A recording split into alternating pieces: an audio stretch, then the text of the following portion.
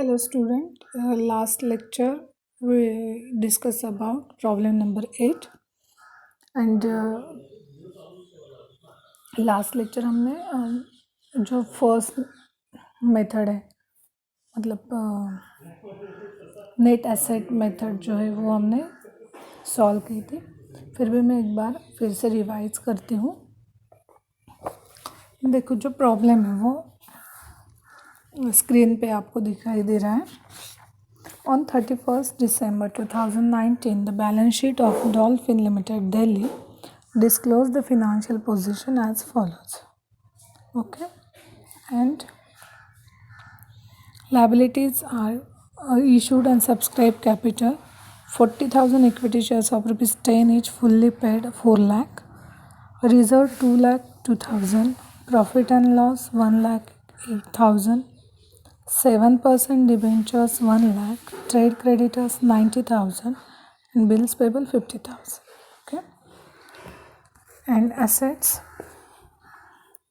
are as follows: goodwill 42,000, business premises 2 lakh 70,000, machinery 2 lakh 20,000, furniture and fixtures 18,000, trade debtors 2 lakh 75,000. All considered to be good, मतलब यहाँ पे कोई भी bad debts नहीं है। Then stock in trade 1,05,000, cash in hand 20,000, balance sheet total 9,50,000. Okay, the additional information as on 31st December 2019 made available to you which is as follows. Asset were valued as follows. First one, business premises 1,95,000, machinery 1,35,000, furniture and fixtures 20,000, goodwill 50,000 and stock in trade 1,05,000. The net profits for the last 3 years were as follows: 2017 1,13,000, 2018 1,21,000 and 2019 1,26,000, of which 20% were transferred to reserve, this proportion being considered reasonable in the industry in which the company is engaged and where a fair return on investment may be taken at 20%. You are required to calculate the valuation of each equity share separately, ignoring taxation as per net asset method, yield basis method and fair value method. Okay, जो हमने net asset method देखी थी मैं फिर से explain करती हूँ. Net asset में is equal to total asset minus total liabilities. Okay, लेकिन यहाँ पे जो टोटल एसेट हम लेते हैं उसकी जो अमाउंट होती है वो जो एडिशनल इन्फॉर्मेशन में दी गई है वो हम यूज़ करेंगे, और लायबिलिटी का भी अगर कुछ एडिशनल इन्फॉर्मेशन में दिया है तो वो यूज़ करेंगे. अदरवाइज जो हमारी बैलेंस शीट है उसमें जो अमाउंट है वो यूज़ करेंगे. ओके, तो फर्स्ट गुडविल 50,000, मतलब calculation of total net asset. Total asset goodwill 50,000, business premises 1,95,000, machinery 1,35,000, fixtures and furniture and fixtures 20,000. 20,000. Trade debtors 2,75,000 and stock in trade 1,05,000 and cash in hand 20,000. Total asset is equal to 8 lakh and less total liabilities लेनी है हमें. जो additional information में हमें liabilities नहीं बताई गई है, मीन्स जो हमारी बैलेंस शीट है उसमें जो भी हमारी लायबिलिटीज़ है वो हम लेंगे. 7% debenture 1 lakh, trade creditors 90,000, bills payable 50,000, मतलब total liabilities 2,40,000. Okay, so total net asset is equal to total asset minus total liability, मतलब 8 lakh minus 2,40,000 is equal to 5,60,000. मतलब हमारे जो नेट एसेट है वो कितनी आ गई हमारी 5,60,000। ओके, उसके बाद हम क्या करेंगे, जो फंड्स अवेलेबल है फॉर इक्विटी शेयर होल्डर्स को वो देखेंगे। अगर मतलब जो हमारा नेट एसेट होती है, हमारी जो नेट एसेट होती है उसमें से हम पहले क्या करते हैं, अगर प्रेफरेंस शेयर होल्डर्स है तो उन्हें पहले पैसे देते हैं, अगर उनका कुछ डिविडेंड है तो वो भी दे देते हैं, और उसके बाद हम क्या करते हैं, जो अमाउंट बचती है उसे हम इक्विटी शेयर होल्डर्स को डिस्ट्रीब्यूट करने के लिए यूज़ करते हैं। मतलब यहाँ पे टोटल नेट एसेट हमारी है 5,60,000, और हमें कोई प्रेफरेंस शेयर ये होल्डर्स को पैसे नहीं देने या फिर कोई डिविडेंड भी नहीं देना है, इसलिए जो भी पूरी अमाउंट है 5,60,000 नेट एसेट की वो हम पूरी की पूरी शेयर होल्डर्स के लिए यूज़ करेंगे। ओके, देन जो इंस्ट्रिक वैल्यू यूज़ करके हम इक्विटी शेयर की वैल्यू निकालेंगे, ईच इक्विटी शेयर की वैल्यू। तो उसका फॉर्मूला है funds available for equity share holders upon number of equity shares. मतलब जो फंड्स अवेलेबल है, मतलब जो नेट एसेट हमारे पास अवेलेबल है 5,60,000 divided by equity shares number. मतलब जो 40,000 इक्विटी शेयर्स थे, अमाउंट नहीं लेंगे हम, सिर्फ नंबर लेंगे। 40,000 इक्विटी शेयर्स मतलब पर इक्विटी शेयर वैल्यू मिलेगी हमें 14 rupees. Per equity share value हमें मिलेगी 14 रुपीज़। स्क्रीन पे अभी दिखाई दे रहा है, सॉरी मैम, आप एक बार स्क्रीन पे देखो, calculation of funds available of equity share for equity share holders and calculation of instant value of each equity shares. Okay, then yield basis method जो है वो ऑन प्रॉफिट बेसिस है। मतलब calculation of average expected future profit जो होता है वो जो नेट एसेट मेथड थी वो हमने देख ली। उसके बाद हम देखेंगे यील्ड बेसिस मेथड। अब यील्ड बेसिस मेथड जो है उसमें हम क्या करेंगे, फर्स्ट जो एवरेज प्रॉफिट है वो निकालेंगे, उसके बाद मेंटेनेबल प्रॉफिट कैलकुलेट करेंगे, और उसके बाद कैपिटलाइज वैल्यू प्रॉफिट कैलकुलेट करेंगे, और उसके बाद पर इक्विटी शेयर वैल्यू निकालेंगे। फर्स्ट एवरेज प्रॉफिट निकालते, मतलब जैसे हम गुडविल कैलकुलेशन के टाइम 12th में आपने सीखा था कि जितने भी ईयर्स दिए हैं उन ईयर्स का जो भी प्रॉफिट है वो पहले एडिशन करके लेना है, और उसके बाद जितने ईयर्स का प्रॉफिट है उससे वो एडिशन की अमाउंट को डिवाइड करना है।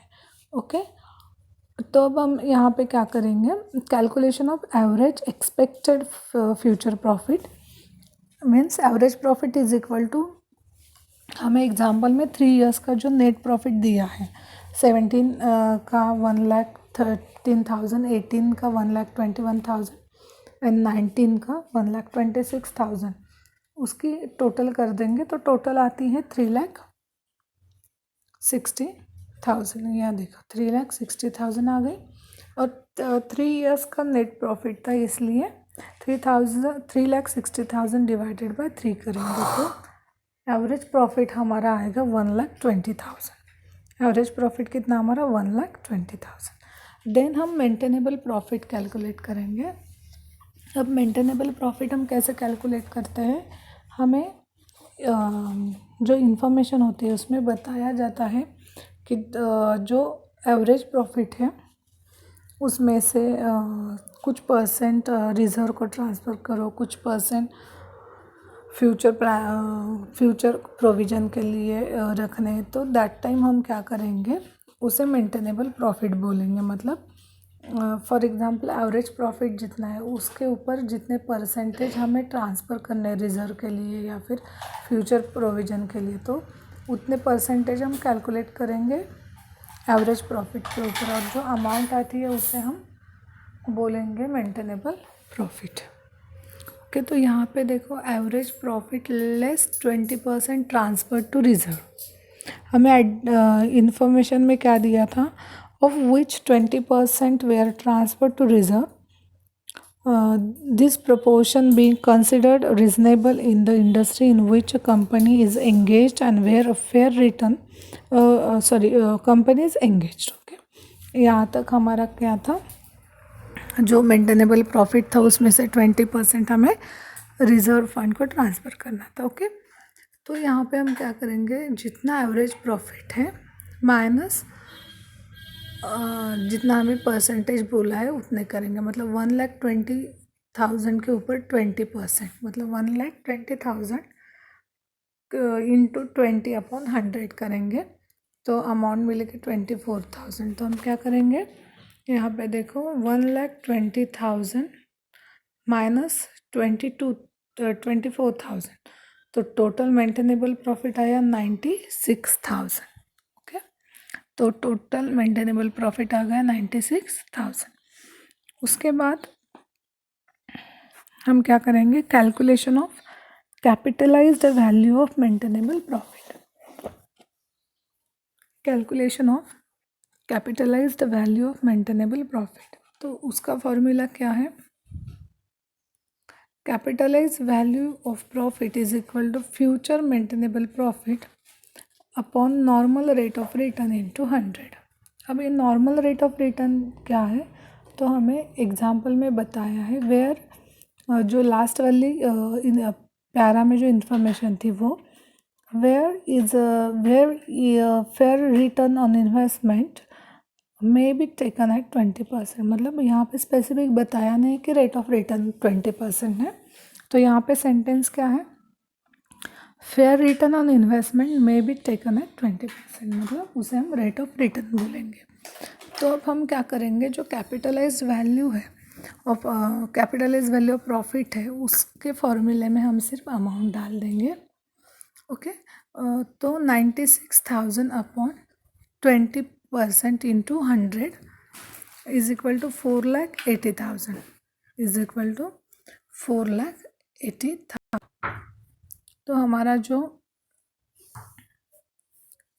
रेट ऑफ रिटर्न यहाँ पे बताया है वो 20%, मतलब 96,000 हमारा क्या आया था मेंटेनेबल प्रॉफिट अपॉन 20% इंटू 100, मतलब 4,80,000 जो है वो हमारा कैपिटलाइज्ड वैल्यू प्रॉफिट. 4,80,000 का हमारा कैपिटलाइज्ड वैल्यू ऑफ प्रॉफिट है. ओके, इसके बाद हम क्या करेंगे,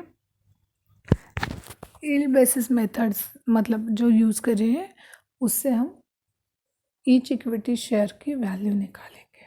ओके, तो उसका फॉर्मूला है value of equity share is equal to capitalised value of profit upon number of equity shares.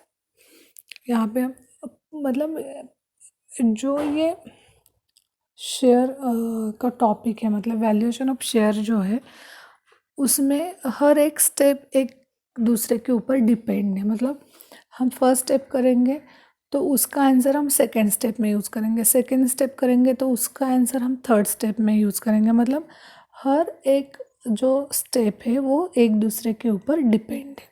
ऐसे नहीं कि हर स्टेप का आंसर अलग हो गया और हमने यूज़ नहीं किया, ऐसा नहीं है. इसलिए जब भी आप ये वैल्यूएशन ऑफ शेयर का चैप्टर स्टडी करोगे दैट टाइम आपको प्रॉपरली स्टेप बाय स्टेप ही स्टडी करना इम्पॉर्टेंट है. ओके, सो यहाँ पे हम क्या निकालेंगे, इक्विटी शेयर की वैल्यू निकालेंगे, ईच इक्विटी शेयर की. तो फॉर्मूला है value of equity share is equal to capitalised value of profit. तो हमारा कैपिटलाइज्ड वैल्यू ऑफ प्रॉफिट आया था 4,80,000 and number of equity share है 40,000. तो 4,80,000 डिवाइडेड बाय 40,000 इक्विटी शेयर्स, तो पर शेयर वैल्यू हमें मिली 12 रुपीज़.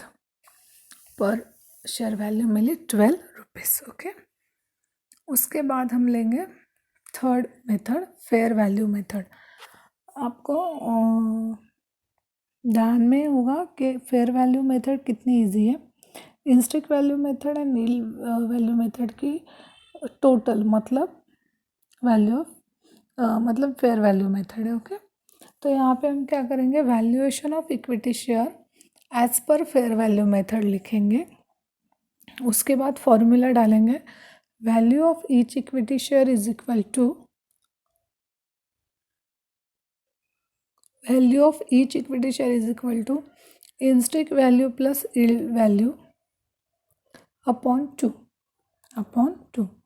मतलब जो इक्विटी शेयर की हमें मतलब पर इक्विटी शेयर हमें जो अमाउंट मिली वो लेंगे हम। पर इक्विटी शेयर जो अमाउंट मिला हमें हर मेथड में वो लेंगे। तो पहले इंस्ट्रिक वैल्यू में हमें मिली थी 14 rupees per equity share value and 12 rupees per equity share value हमें मिली थी यील्ड बेसिस मेथड में। तो उन दोनों की टोटल करके उसे 2 से हम डिवाइड कर देंगे। मतलब 14 plus 12 is equal to 26 upon 2। मतलब पर इक्विटी शेयर जो वैल्यू मिली है वो है 13 रुपीज़। पर इक्विटी शेयर जो वैल्यू मिली है वो है 13 रुपीज़। अब आप लोग क्या करोगे, एग्ज़ाम में अगर ऐसे 3 टाइप से आपको इक्विटी शेयर की वैल्यू निकालनी है तो आप वो जो भी फॉर्मूले हैं वो राइट डाउन करोगे। जितने स्टेप्स है वो फॉलो करके आप आंसर निकालोगे। और उसके बाद लास्ट स्टेप आपको क्या करनी है, 3 कॉलम बनाने हैं।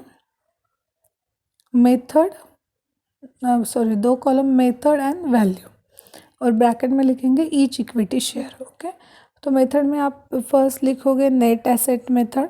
उसमें कितने आई थी अमाउंट हमारी पर इक्विटी शेयर की 14 रुपीज़। उसके बाद यील्ड बेसिस मेथड में 12 रुपीज़ और फेयर वैल्यू मेथड में 13 रुपीज़। तो आप एग्ज़ाम में ऐसा आंसर लिखोगे लास्ट वाला। तो क्या है, अगर इन केस आपके बीच में कुछ उल्टा सीधा हो गया लेकिन आपकी वैल्यूज़ करेक्ट है तो एग्जामिनर थोड़ा सा कंसेशन दे सकते हैं। लेकिन जो भी है वो अच्छे से लिखो एग्ज़ाम में तो पूरे मार्क्स मिल जाते हैं। समझ में आ गया यहाँ तक? ओके, अब हम स्टार्ट करते हैं 9 नंबर प्रॉब्लम। ये प्रॉब्लम आपको स्क्रीन पे दिखाई दे रहा है और ये मैं सॉल्व करूँगी ओरली। आप लोग नोट डाउन करो या फिर जो वीडियो है वो बार बार लिसन करो। ओके, तो नेक्स्ट प्रॉब्लम है हमारा 9 number. Following is the balance sheet of next problem. Following is the balance sheet as on 31st December 2019. Liabilities and assets. Liability side share capital है, issued and subscribed capital. Issued and subscribed capital 10,000 equity shares of rupees 10 each fully paid 1 lakh. Reserve fund 50,000. Profit and loss 16,000. Creditors 45,000. Bills payable 15,000. Then asset side, freehold premises 50,000, machinery 70,000, furniture 14,000, stock in trade 20,000, book debts 44,000, bank balance 26,000, and formation expenses 2,000. Balance sheet total 2,26,000. Balance sheet total is 2,26,000. Okay, additional information है उसमें asset की जो value है वो दी है। Assets are valued as under goodwill 44,000, free hold premises 1,30,000, machinery 72,000, furniture 24,000, stock in trade 25,000, debtors 39,000. Okay, the profits of the company amounted to 3 years 2017 45,000, 2018 49,000, 2019 50,000. Then next adjustment is, it is the practice of the company to transfer 1/4 of profit to reserve fund. Then next adjustment, the fair yield in respect of equity share of similar type of companies is ascertained at 10%. Find out the value of each equity share under fair value method. Under fair value method मतलब इंस्टिक value plus yield basis method, मतलब हमें पहले दोनों method करने हैं, उसके बाद फेयर वैल्यू के लिए दोनों की वैल्यू हमें लगती है। एक्सप्लेन कर रही हूँ मैं, आपने प्रॉब्लम देखा स्क्रीन पे ऐसे ही है। अब मैं एक एक स्टेप एक्सप्लेन करती हूँ और एक एक मेथड। ओके, हमें क्या बताया है, value of each equity share under fair value method. अब यहाँ पे अंडर फेयर वैल्यू मेथड बोला है उन्होंने, लेकिन यहाँ पे ये नहीं बताया कि आपको इंस्टिक वैल्यू मेथड और यील्ड बेसिस मेथड भी करनी है, क्योंकि विदाउट वो दोनों मेथड हम फेयर वैल्यू मेथड नहीं निकाल, मतलब वैल्यू नहीं निकाल सकते फेयर मेथड यूज़ करके। ओके, तो फर्स्ट प्रॉब्लम समझो।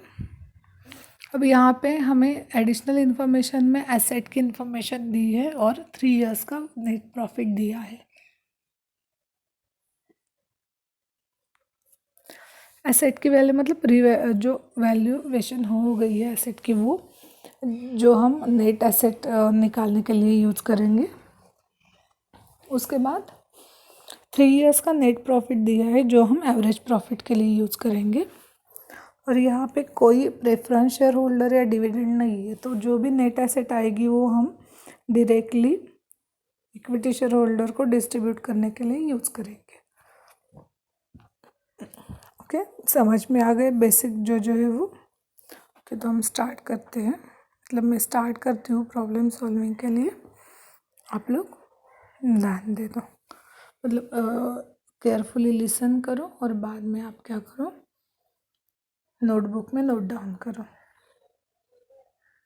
ओके, तो फर्स्ट हम क्या करेंगे, इंस्टिक वैल्यू मेथड यूज़ करेंगे, मतलब उसमें पहले हम नेट एसेट कैलकुलेट करेंगे। नेट एसेट का फॉर्मूला क्या है, total net asset is equal to total asset upon total liabilities. Okay, तो यहाँ पे हमारे पास जो जो लायबिलिटीज़ है वो हम राइट डाउन करेंगे। पहले आप लिखो ऊपर computation of total net asset, क्या लिखोगे, computation of total net asset. ऊपर हेडिंग दे दिया है आप लोगों ने इंस्टिक वैल्यू मेथड। मैं धीरे धीरे बोल रही हूँ ताकि आप नोट डाउन कर सको। ऊपर हेडिंग दो ए इंस्टिक वैल्यू मेथड, लिखा इंस्टिक वैल्यू मेथड।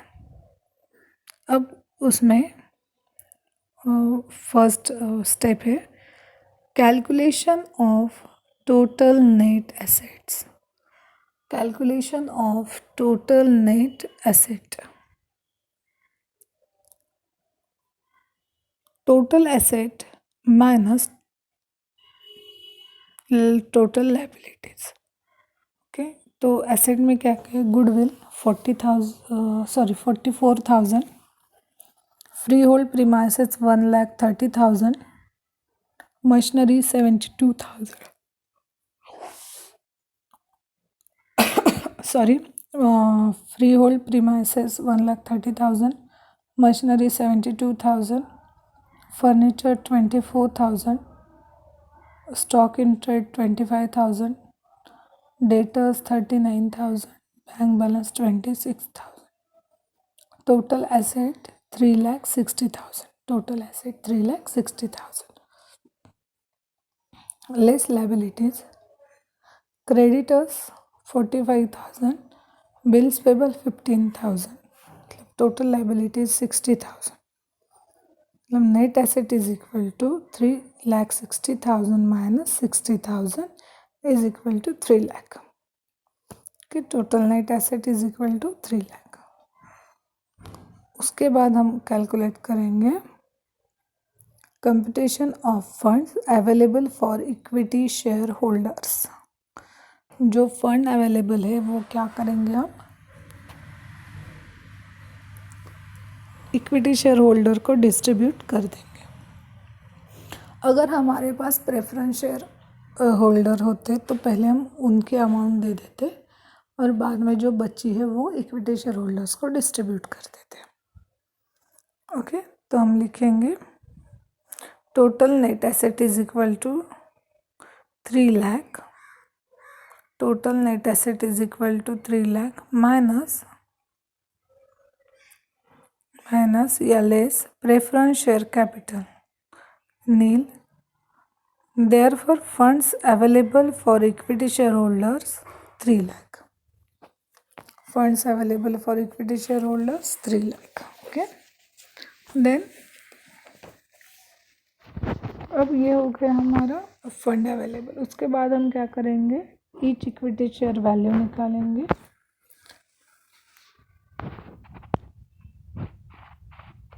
उसके बाद क्या करेंगे computation of intrinsic value of each equity share. Formula है funds available for equity share holders upon number of equity shares तब 3 लाख डिवाइडेड बाय या अपॉन 10,000।